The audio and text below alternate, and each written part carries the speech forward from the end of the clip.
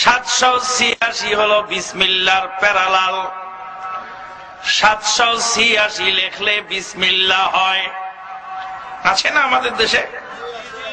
786 যদি বিসমিল্লাহ হয়, 786 বলে মুরগি জবাই করলে হালাল না হারাম?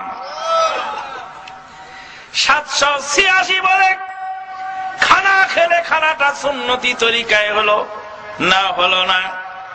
786 বলে বিবির সাথে মেলামেশা করলে বৈধ তরিকায় হলো কি হলো না? 786 যদি লক্ষ লক্ষ কোটি কোটি বার পড়া যায়, বিসমিল্লাহর একটি অক্ষরের সমান বরকত হয় না।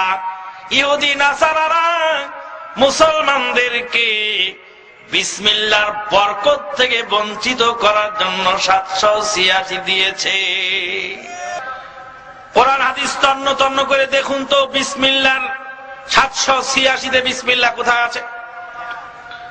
786 তে যদি বিসমিল্লাহ হয়, আবজাদিয়া অক্ষর গণনা করি, তাহলে আল্লাহু আকবারেরও একটা নাম্বার হবে, হবে না?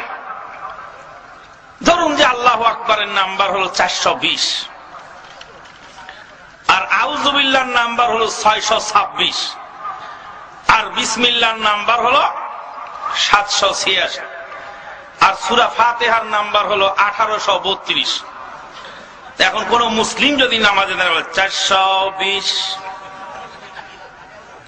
636, 786, 1832, 1213, 320, 320 নামাজ হবে?